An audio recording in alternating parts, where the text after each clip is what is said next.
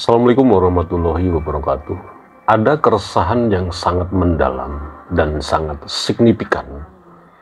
Galau berhari-hari, resah berhari-hari ketika Trah Wali Songo yang kemarin datang ke Ganjar Pranowo dan Mahfud MD itu diklaim, itu di blow up, itu di framing.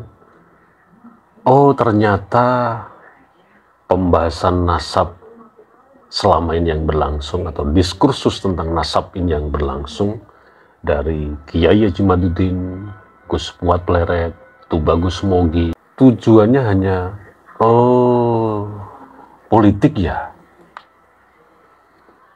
Ini muncul di beberapa konten yang ada di media sosial dan ini sangat ramai sekali diperbincangkan. Nah, bagi orang-orang yang saya sebut di awal mempunyai keresahan yang sangat signifikan, mempunyai galau yang sangat mendalam, kita ulas bagaimana mereka kok padarsa. Kita lanjut. Keresahan mereka ini yang pertama, ketika nanti Ganjar Pranowo dan Mahfud MD benar-benar terpilih menjadi capres-cawapres, bagi yang resah dan gelisah, tentu saja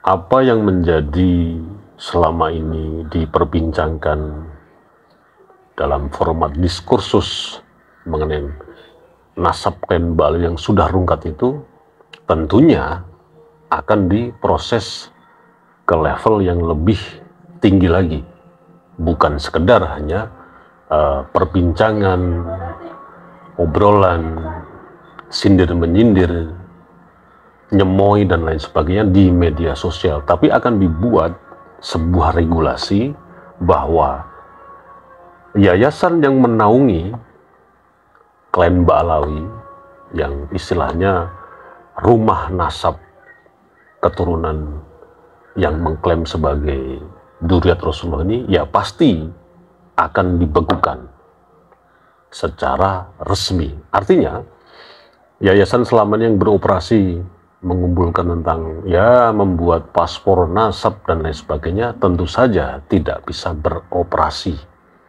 Dengan demikian, seperti informasi yang dirangkum oleh beberapa sahabat-sahabat di lapangan bahwa ada indikasi para Habib itu ngekos di beberapa kecamatan untuk melakukan operasinya tentang nasab mereka ini, tentu saja sudah tidak bisa bergerak dengan bebas.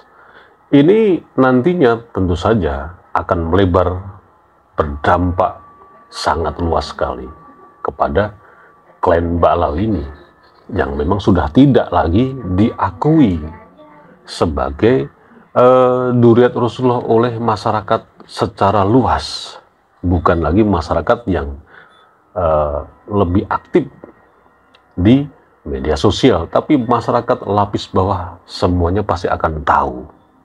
Ini sama peristiwanya ketika sebuah organisasi ormas Islam yang sudah dibubarkan oleh pemerintah pada pemerintahan Jokowi, ormas FPI.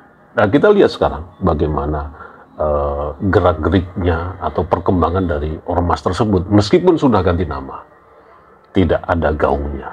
Nah, ini salah satu aspek kenapa mereka yang sampai hari ini meributkan terus polemik nasab ini ternyata berujung cuman politik. Makanya mereka berupaya bagaimana memframing terus informasi-informasi itu dan memfitnah tentunya kepada Kiai Haji Madudin dan Gus Fuad Pleret, Tubagus Mogi dan yang lainnya. Kemudian yang kedua, akan berujung kepada bagaimana kantong-kantong yang menjadi sumber mata pencaharian ya, atau ya anggap saja pencairan lah, itu akan tersumbat.